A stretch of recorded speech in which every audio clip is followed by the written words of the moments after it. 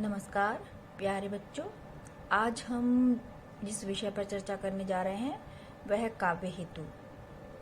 काव्य शास्त्र के अंतर्गत जिन विभिन्न विषयों पर हम चर्चा करेंगे उनमें से एक प्रमुख विषय है काव्य हेतु। अपने विषय पर आने से पहले कुछ बातें स्पष्ट कर दें। सर्वप्रथम हम ये समझ लें कि हेतु क्या होता है। सामान्य अर्थ में जब हम हेतु का प्रयोग करते हैं या सामान्य व्यवहार में जब हम हेतु का प्रयोग करते हैं तो दो अर्थों में करते हैं, प्रयोजन एवं कारण।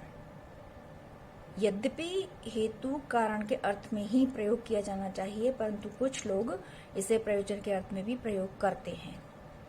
लेकिन जब हम काव्यशास्त्र के अंतर्गत काव्य हेतु की बात करते हैं तो यहाँ प्रयोजन नहीं, केवल कारणों पर विचार करते हैं। अर्थात काव्य हेतु काव्य के कारण है। आप सभी जानते हैं कि इस विश्व में कोई भी कार्य बिना किसी कारण के नहीं होता। सृष्टि का छोटे से छोटा कार्य भी किसी कारण से ही संभव होता है। साहित्य और जीवन का बड़ा ही घनिष्ठ संबंध है और आप सब जानते हैं कि जो जीवन से इतना घनिष्ठ संबंध रखता है और जीवन के हर कार्य में कोई ना कोई कारण होता है, तो जीवन से इतने घनिष्ठ संबंध रखने वाले साहित्य के निर्मिति में भी कुछ न कुछ कारण होते होंगे। इन्हीं कारणों को काव्य हेतु कहा जाता है। अब ये विचार करने योग्य है कि इसके अंतर्गत हम क्या गणना करते हैं या कारण कौन से कारण हैं जिनको हम काव्य हेतु में रखते हैं, या हम काव्य हेतु पर विचार क्यों कर रहे हैं। काव्य हेतु पर विचार करना शायद काव्य की सत्ता को जानने का प्रयास करना है। हम सभी जानते हैं कि कवि कोई सामान्य व्यक्ति नहीं होता, साहित्यकार कोई सामान्य व्यक्ति नहीं होता। जितनी संवेदनशीलता उसके पास होती है उतनी संवेदनशीलता हर किसी में नहीं होती। एक ही घटना को कई लोग देखते हैं, लेकिन उस घटना का सभी लोगों पर अलग अलग प्रभाव होता है। कुछ लोग उसे देखकर थोड़ी देर व्यथित रहते हैं, लेकिन कुछ लोगों को बिल्कुल भी असर नहीं होता। लेकिन कुछ लोग इतने प्रभावित हो जाते हैं कि उनके मन मस्तिष्क से, हृदय से वो घटना जाती नहीं, और जब तक वो उसे लिख नहीं दें, उसे रच नहीं दें, उसे अभिव्यक्त नहीं कर दें, तब तक उनका मन शांत नहीं होता। ऐसे लोग अत्यंत संवेदनशील हुआ करते हैं और प्रायः साहित्यकार इसी संवेदनशीलता से सृजन किया करते हैं। तो उनकी जो संवेदनशीलता है, वो जो संवेदनशीलता है जिस भी कारण से अभिव्यक्ति में सफल हो पाती है, संभवतः वही काव्य के हेतु या काव्य के कारण कहे जाते हैं। बहुत सारे विद्वान हैं जिन्होंने एक लंबी चर्चा काव्य हेतु पर की है। कवि शिक्षा में परिभाषा के तौर पर यह कहा गया कि काव्य हेतु वे साधन हैं जिनके कारण कोई भी रचनाकार, कोई भी साहित्यकार अपने साहित्य के निर्माण में, अपने साहित्य के सृजन में संभव हो पाता है, या अपने साहित्य को रचने में सक्षम बन पाता है। जिन भी कारणों से कोई भी साहित्यकार इतना सक्षम बन पाता है कि वो रचना की निर्मिति कर सके, साहित्य की निर्मिति कर सके, साहित्य को रच सके, वे सभी साधन, वे सभी तत्व काव्य के हेतु कहे जाते हैं। अब हम ये जानते हैं कि कवि कोई सामान्य व्यक्ति नहीं है, हर कोई कवि हो भी नहीं सकता। अब कुछ तो विशेषताएं होंगी जिसके कारण वो रच पाता है और अन्य लोग नहीं रच पाते। वो जो कारण है जिनके कारण कोई रचनाकार अपनी रचना को रच पाता है, अपनी रचना का निर्माण कर पाता है, वही काव्य के हेतु हैं। अर्थात काव्य हेतु के अंतर्गत हम उन सभी साधनों पर विचार करते हैं जिनके कारण रचनाकार अपनी रचना को निर्माण करने में या अपनी रचना के सृजन में संभव हो पाता है या सक्षम हो पाता है। ये ध्यान रखने योग्य है कि काव्य हेतु और काव्य प्रयोजन दो अलग अलग विषय हैं। प्रयोजन में हम साहित्य के उद्देश्यों पर विचार करते हैं और हेतु पर हम केवल कारणों पर विचार करते हैं, वो कारण जिनके कारण कोई रचना संभव हो पाती है, कोई रचना अस्तित्व में आ पाती है, वे सभी काव्य के हेतु कहे जाते हैं। अब सामान्य अर्थ जानने के बाद हम दूसरा जो चीज जानने की प्रयास करेंगे वो है काव्य हेतु का तात्पर्य क्या है, अर्थात काव्य हेतु से मतलब क्या, या काव्य हेतु कौन से होते हैं, ये जानने का हम प्रयास करेंगे। तो काव्य हेतु पर लंबी चर्चा चली है, चाहे वो भारतीय विद्वान है चाहे वो पाश्चात्य विद्वान है, एक लंबी परिचर्चा इस पर चली है, हमें एक लंबा विवेचन मिलता है जो इन विषयों पर हमें प्राप्त होता है। हम सर्वप्रथम भारतीय विद्वानों को ले, या एक प्रकार से हम भारतीय और पाश्चात्य दोनों को ही हम लेकर चलेंगे, लेकिन जब हम भारतीय परंपरा की बात कर रहे हैं तो हम उसमें सर्वप्रथम संस्कृत पर चर्चा करेंगे और उसके बाद हम हिंदी पर चर्चा करेंगे, क्योंकि हिंदी का जो काव्य शास्त्र है उसकी जो नींव है वो संस्कृत का काव्य शास्त्र है, वहीं से उसने सब कुछ लिया है। इसीलिए सर्वप्रथम चर्चा हम संस्कृत पर करेंगे। हम चाहे संस्कृत के विद्वान पढ़ें, चाहे हम हिंदी के विद्वानों को पढ़ें, चाहे फिर हम पाश्चात्य जगत के विचार इस संबंध में जानें, जब हम इनका सबको प्रस्तुत करें, अपने सामने रखें, तो ये बात तो स्पष्ट हो जाती है कि काव्य हेतुओं पर चर्चा करते समय भले ही लोग अलग अलग मत देते रहे हैं, लेकिन अंततः लगभग सभी विद्वान, चाहे वो भारतीय हैं चाहे वो पाश्चात्य, इस बात पर एक मत दिखाई देते हैं कि काव्य के हेतु प्रमुख रूप से 3 माने जा सकते हैं: प्रतिभा, व्युत्पत्ति और अभ्यास। प्रतिभा अर्थात शक्ति, सामर्थ्य, जिसके कारण कोई कवि रचना कर पाता है। व्युत्पत्ति या निपुणता दूसरा काव्य हेतु माना गया है, अर्थात विभिन्न शास्त्रों के अध्ययन से, विभिन्न रचनाओं के अध्ययन से, लोक व्यवहार के ज्ञान से, परिस्थितियों के आकलन से जो निपुणता रचनाकार में आती है, उसके कारण कृति संभव हो पाती है, वो भी काव्य का हेतु माना गया। और विभिन्न प्रकार के शास्त्रों से, विभिन्न प्रकार के अनुभवों से जो भी योग्यता हासिल होती है, उस योग्यता का निरंतर अभ्यास करना भी काव्य का हेतु माना गया है। तो ये पाश्चात्य हैं चाहे भारतीय हैं, वो ये मानते हैं कि ये 3 हेतु है: प्रतिभा, व्युत्पत्ति और अभ्यास। हम इसके बाद आते हैं काव्य हेतु प्रकार और परंपरित विवेचन पर। जो प्रकार हमने ऊपर बताए उनको विस्तार से हम चर्चा करेंगे और जो हमें विवेचना मिल रही है उस पर भी हम एक विस्तृत चर्चा करेंगे। सर्वप्रथम हम चलें तो इस दिशा में हमें अग्नि पुराण में एक जो हमें काव्य हेतु प्राप्त होते हैं वो प्रकारांतर से जो ऊपर हमने विवेचित किए थे या बतलाए थे, प्रतिभा, शास्त्र ज्ञान और अभ्यास, ये काव्य के हेतु बताए गए। अग्नि पुराण के बाद यदि हम आगे चलें तो हमारे समक्ष आचार्य दंडी आते हैं। दंडी ने बड़े ही स्पष्ट शब्दों में नैसर्गिक प्रतिभा, निर्मल शास्त्र ज्ञान और अभ्यास को काव्य का हेतु माना, अर्थात उन्होंने भी 3 काव्य हेतु माने। नैसर्गिक प्रतिभा अर्थात व्यक्ति में स्वभावतः एक प्रतिभा रहती है और जिनमें ये प्रतिभा रहती है, सृजन की जो प्रतिभा रहती है, उसी के कारण काव्य या साहित्य संभव हो पाता है। तो पहला काव्य हेतु नैसर्गिक प्रतिभा है। उन्होंने दूसरा काव्य हेतु निर्मल शास्त्र ज्ञान माना है कि शास्त्रों का निर्मल शास्त्र ज्ञान जोड़ा, हम दुराग्रह से या किसी आग्रह से मुक्त होकर जो शास्त्रों का ज्ञान हासिल करते हैं, उससे हमारी रचना शक्तिशाली और एक श्रेष्ठ रचना बनती है। इसको इसीलिए निर्मल शास्त्र ज्ञान को दूसरा काव्य हेतु माना गया। जितना भी हम पढ़ते जाते हैं, जितना भी हम अच्छा पढ़ते जाते हैं, जितने भी हम रचनाकारों को, अन्य शास्त्रों को पढ़ते जाते हैं, हमारा जो ज्ञान है विस्तार पाता है और हम जो भी अपनी भाव व्यक्ति करना चाहते हैं उसको कहने में हम सक्षम बन पाते हैं। इसलिए निर्मल शास्त्र ज्ञान दूसरा काव्य हेतु है। तीसरा काव्य हेतु है दंडी के हिसाब से अभ्यास, अर्थात अभ्यास किसका? जो प्रतिभा हमें मिली हुई है, जो प्रतिभा हमें ईश्वर ने प्रदान की, जो स्वाभाविक रूप से हमें विद्यमान है, और उस प्रतिभा को जिसे शास्त्र ज्ञान से हमने निखारा है, उन दोनों का अभ्यास जरूरी है। यदि पानी भी बार बार पलटा ना जाए तो काई लग जाती है और वो सड़ जाता है।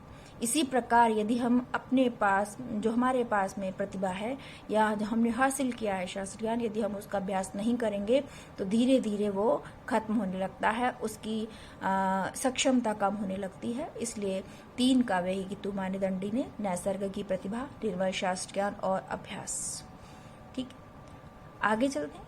दंडी के बाद जो आचार्य वामन आते हैं हमारे सामने। आचार्य वामन का ग्रंथ है काव्य अलंकार सूत्रवृत्ति, और उसमें उन्होंने काव्य के हेतु पर, साहित्य के हेतु पर विचार करते समय हमें मुख्यतः 3 हेतु बताए हैं, जो कि दंडी से थोड़ा भिन्न प्रतीत होते हैं। पहला हेतु उन्होंने लोक बताया, और लोक के अंतर्गत उन्होंने लिखा लोक व्यवहार से जो ज्ञान प्राप्त होता है वह एक प्रकार से ये दंडी द्वारा बतलाया गया निर्मल शास्त्र ज्ञान के अंतर्गत ही आ जाता है। विद्या है अन्य रचनाओं का ज्ञान, अन्य शास्त्रों का ज्ञान। जहाँ लोक में लोक व्यवहार का ज्ञान है, वहीं विद्या में अन्य शास्त्रों का, अन्य रचनाओं का ज्ञान रखा गया है। कुल मिलाकर हम कह सकते हैं लोक और विद्या जो वामन बतला रहे हैं वो दंडी के निर्मल शास्त्र ज्ञान के अंतर्गत आ जाती हैं। तीसरा वो बता रहे हैं प्रकीर्ण, और प्रकीर्ण के भी वे उपभेद कर देते हैं, और उपभेद जानना बेहद जरूरी है। और पहला उपभेद वो करते हैं लक्ष्य तत्व। लक्ष्य तत्व का तात्पर्य हुआ अन्य शास्त्रों का अनुशीलन। जो भी रचनाकार है उससे अन्य लोगों की रचनाओं का ज्ञान होना चाहिए, तभी वह अपना आकलन सही प्रकार से कर सकता है। उसकी रचना निर्दोष बन सकती है। यदि उसको ज्ञान नहीं होगा तो वह अपनी रचना को कमजोर ही करता है। उसके समकालीन, उसके पहले जो भी कुछ श्रेष्ठ लिखा जा चुका है उसका ज्ञान उसे होना चाहिए, तभी वह अपनी एक सुदृढ़ रचना बना पाता है। बिना किसी अनुभव के, बिना किसी पूर्व ज्ञान के रचना श्रेष्ठ नहीं बन सकती। जो परंपरा से चले आ रहे हैं, जो श्रेष्ठ ग्रंथ हैं, उनका ज्ञान होना ही चाहिए। ये काव्य रचना के लिए आवश्यक माना गया। यह काव्य की निर्मिति के लिए एक जरूरी तत्व है। दूसरा उन्होंने बताया अभियोग। अभियोग का तात्पर्य है अभ्यास, यानी जिस पर हम चर्चा पहले कर चुके हैं, जो हमें दंडी बता रहे हैं अभ्यास, वही अभ्यास यहाँ वामन ने भी स्वीकार किया है कि जो भी हमारे पास में योग्यता है, जो भी हमारे पास सक्षमता है, जो भी हमने हासिल किया है, जो भी हमने पढ़ा है, लिखा है, और हमें स्वभावता शक्ति के रूप में विद्यमान है, उस सब का निरंतर अभ्यास होना चाहिए, ताकि हम अपनी कृति को दिन प्रतिदिन श्रेष्ठ बनाते जाएं। और आप ये जानते हैं कि हर रचनाकार अपनी पहली रचना से जब दूसरी रचना पर आता है, उससे फिर तीसरी पर आता है, तीसरी से चौथी पर आता है, तब उसका जो सृजन है वो निरंतर परिष्कृत होता जाता है, और वह अभियोग या अभ्यास के द्वारा ही होता है। ठीक है। तीसरा है वृद्ध सेवा। वृद्ध सेवा के अंतर्गत जो वामन हमें बताना चाहते हैं, उनका मतलब है गुरु सेवा। जो भी विद्या हमारे पास है वो हमने कहीं से हासिल की है। कुछ तो हमें जन्मजात मिलती है, कुछ हम हासिल करते हैं। जो भी हमने हासिल की है और जिनसे भी हमने हासिल की है, उनकी सेवा यानी कि उनकी संगति, उनका उपदेश हमें निरंतर प्राप्त होते रहना चाहिए, ताकि हम अपनी विद्या को निरंतर परिष्कृत कर सकें और उनकी दिशा निर्देशन में अपनी रचना को या काव्य रचना को निर्दोष बना सके। निर्दोष नहीं तो कम से कम एक अनुशासित रचना, एक श्रेष्ठ रचना हम कह सकते हैं बना सकें। उसके लिए वृद्ध सेवा यानी गुरु की सेवा या गुरु का दिशा निर्देश आवश्यक होता है। चौथा वो रखते हैं प्रकीर्ण के अंतर्गत अवेक्षण को। अवेक्षण का तात्पर्य है उपयुक्त शब्द चयन,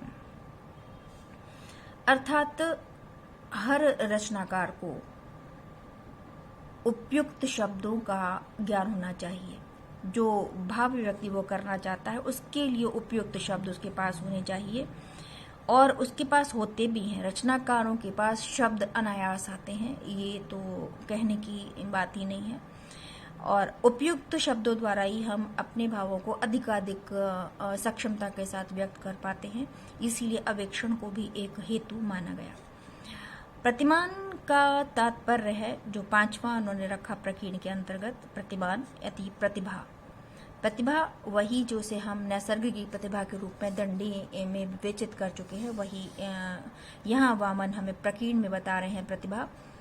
और प्रतिमान यानी प्रतिभा अथवा शक्ति, अर्थात जिसके बल पर हम लिख पाते हैं, जिसके बल पर रचनाकार लिख पाता है, कवि लिख पाता है, अपनी रचना को संभव करने की जो शक्ति उसमें रहा करती है, जो सामर्थ्य उसमें रहा करती है, वो प्रतिभा है। और बिना प्रतिभा के कोई सृजन संभव नहीं है, ये तो सभी साहित्यकार मानते आए हैं। जो छठा उन्होंने प्रकीर्ण के अंतर्गत रखा है वो अवधान। अवधान का मतलब है चित्त की एकाग्रता। जो कुछ भी अनुभव हासिल करता है रचनाकार या साहित्यकार, वो तभी लिख पाता है या तभी उसकी रचना हो पाती है जब वो अपनी स्मृतियों को एकाग्रचित होकर फिर से सोचता है और उसके प्रभाव का वर्णन करता है। ये आपने वर्ड्सवर्थ में काव्य की परिभाषा के संबंध में पढ़ा होगा, जहां वो कहते हैं कि पोएट्री इज स्पॉन्टेनियस ओवरफ्लो। वो जो कविता है वो स्वतः स्फूर्त भावना का उच्छलन है। और वो जन्म कहां से लेती है? It takes its origin from emotions recollected in tranquillity. अर्थात जो शांत क्षणों में हम अपने अनुभवों को जब मनन करते हैं, सोचते हैं, पुनः पुनः स्मृति में लाते हैं, उन्हीं से कविता का जन्म होता है। तो जब हमने जो देखा, जो सुना, जिसने हमें प्रभावित किया, जब हम एकाग्रचित होकर उसके बारे में सोचते हैं, तभी रचना संभव हो पाती है। तो इसीलिए अवधान को वामन ने एक काव्य हेतु माना। इस प्रकार वामन 3 काव्य हेतु हमें बता रहे हैं। लोक यानी लोक व्यवहार का ज्ञान, विद्या विद्या अर्थात अन्य शास्त्रों का ज्ञान। प्रकीर्ण के अंतर्गत उन्होंने जो 6 बताए वो हमने अभी आपको बताए। लक्ष्य तत्व, अन्य शास्त्रों का ज्ञान, अभियोग यानी अभ्यास, वृद्ध सेवा यानी गुरुओं की सेवा, अवेक्षण उपयुक्त शब्दों का चुनाव, प्रतिमान अर्थात प्रतिभा, और अवधान चित्त की एकाग्रता। ये सभी वामन के द्वारा निर्देशित काव्य के हेतु है, जो काव्य को संभव बनाते हैं। इसके बाद जिन विद्वानों का हम उल्लेख करना चाहेंगे वो है आचार्य कुंतक एवं आचार्य रुद्रट। ये तीनों ही विद्वान प्रतिभा, व्युत्पत्ति और अभ्यास को काव्य का हेतु मानते हैं। तो इस प्रकार जो परंपरा हमने अग्नि पुराण से शुरू की, फिर आचार्य दंडी, आचार्य वामन, आचार्य कुंतक और रुद्र को हमने देखा, वो कहीं ना कहीं से जो भी आ रही है वो निकल कर यही आ रही है कि प्रतिभा, व्युत्पत्ति और अभ्यास काव्य के हेतु माने जाते हैं। अब इनके पश्चात जिस भी रचनाकार का या जिस साहित्यकार का हम नाम लेना चाहेंगे या उल्लेख करना चाहेंगे वो है आचार्य मम्मट। और आचार्य मम्मट ने हमें एक स्थायी लक्षण प्रदान किया है। इसलिए भी स्थायी लक्षण प्रदान किया काव्य हेतु के क्षेत्र में क्योंकि आचार्य मम्मट तक काव्य शास्त्र का एक व्यवस्थित रूप हमारे सामने उपस्थित हो चुका था। पर्याप्त चर्चा हो चुकी थी विभिन्न विषयों पर। तो मम्मट के सामने काफी व्यवस्थित विवेचन उपस्थित था और उन सब को सामने रखकर मम्मट ने अपने इस विषय को उठाया। मम्मट किसी भी विषय को बड़े संतुलित और सुव्यवस्थित रूप से प्रस्तुत कर सके हैं, उसका कारण यही है, एक तो मम्मट की खुद की प्रतिभा और उससे जो अपने से पूर्व जो ग्रंथ उन्हें प्राप्त हुए हैं उनका व्यवस्थित विवेचन उन्हें मिला है, प्रौढ़ परिष्कृत विवेचन मिला है। उसका बड़ा योगदान मम्मट के स्पष्ट मान्यताओं का कारण रहा है। मम्मट जब काव्य हेतु पर चर्चा करते हैं तो हमें मुख्य रूप से जो बताते हैं कारिका के द्वारा आप हम समझ सकते हैं। वो कहते हैं शक्ति, निपुणता, लोक काव्य शास्त्राद्य अवेक्षणात्। शक्ति, निपुणता, लोक काव्य शास्त्राद्य अवेक्षणात् काव्यज्ञ शिक्षाभ्यास इति हेतुस्तद्भवे। अर्थात शक्ति लोक काव्य शास्त्र के अध्ययन से उत्पन्न निपुणता, शक्ति अर्थात प्रतिभा। दूसरा, लोक और काव्य शास्त्र के अध्ययन से प्राप्त निपुणता। तीसरा, काव्यज्ञ शिक्षा अभ्यास, काव्य को जानने वाली शिक्षा द्वारा अभ्यास। ये 3 हेतु माने गए हैं। इति हेतु तद्भवे, ये 3 हेतु माने गए हैं। पहला शक्ति, दूसरा लोक और काव्य शास्त्र के अध्ययन से प्राप्त निपुणता, तीसरा काव्य को जानने वाली शिक्षा से अभ्यास या काव्य को जानने वाली शिक्षा द्वारा अभ्यास। ये 3 हेतु माने गए हैं। इस प्रकार मम्मट हमें जो बता रहे हैं 3 हेतु हैं, शक्ति या प्रतिभा, दूसरा निपुणता या व्युत्पत्ति। प्रतिभा स्वाभाविक होती है, ये जन्मजात भी होती है और अर्जित भी की जाती है। निपुणता विभिन्न विषयों के अध्ययन से प्राप्त होती है, विभिन्न शास्त्रों के अध्ययन से प्राप्त होती है, विभिन्न रचनाओं के अध्ययन से प्राप्त होती है, अपने लोक व्यवहार के ज्ञान से प्राप्त होती है, वो निपुणता दूसरा काव्य हेतु है। तीसरा है अभ्यास। इन दोनों का यानी जो शक्ति जो प्रतिभा हमें प्राप्त है वह और जो निपुणता हमने हासिल की है उसका निरंतर अभ्यास होना चाहिए। इन तीनों से कोई रचनाकार अपनी रचना को संभव बना पाता है। अर्थात रचना या साहित्य की निर्मिति के लिए रचनाकार में शक्ति या प्रतिभा का होना जरूरी है।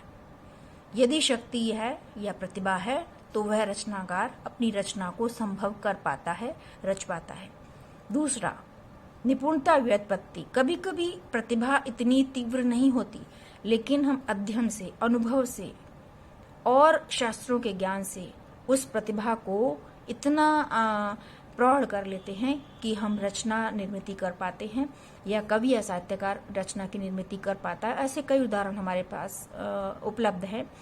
इतिहास द्वारा हमें पता चलता है कि ऐसा भी हुआ है कि इतनी प्रतिभा का योगदान उसमें नहीं है जितना कि उन्होंने अपनी उस सुप्त प्रतिभा को या जो अपनी क्षीण प्रतिभा थी उसका उपयोग निपुणता के बल पर यानी कि विभिन्न शास्त्रों के ज्ञान की उपलब्धि से, विभिन्न रचनाओं के अध्ययन से और लोक व्यवहार के ज्ञान से उसे हासिल किया और उसके द्वारा रचनाएं संभव की हैं। तो प्रतिभा काव्य का कारण है, निपुणता योग्यता भी काव्य का एक कारण है और इस प्रतिभा और उस निपुणता का निरंतर अभ्यास भी काव्य का कारण है।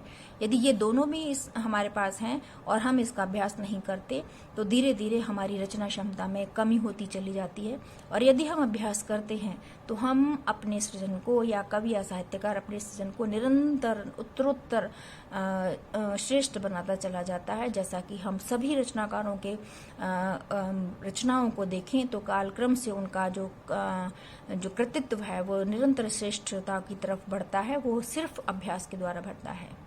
तो ये 3 काव्य हेतु मम्मट मानते हैं, शक्ति या प्रतिभा, निपुणता या व्युत्पत्ति और तीसरा अभ्यास। मम्मट की कारिका को ध्यान से देखें तो वो 3 काव्य हेतु मानते हैं, शक्ति, निपुणता और अभ्यास, लेकिन इसके लिए एक वचन हेतु का प्रयोग करते हैं। अर्थात वो तीनों हेतुओं के लिए हेतवा का प्रयोग नहीं करते, बहुवचन का प्रयोग नहीं करते। उसका कारण यह है कि मम्मट ये मानते हैं कि ये तीनों ही जरूरी हैं, ये तीनों कारण आवश्यक हैं काव्य की रचना या साहित्य की रचना के लिए। प्रतिभा का होना भी जरूरी है, निपुणता भी जरूरी है और उन दोनों का अभ्यास भी बहुत जरूरी है।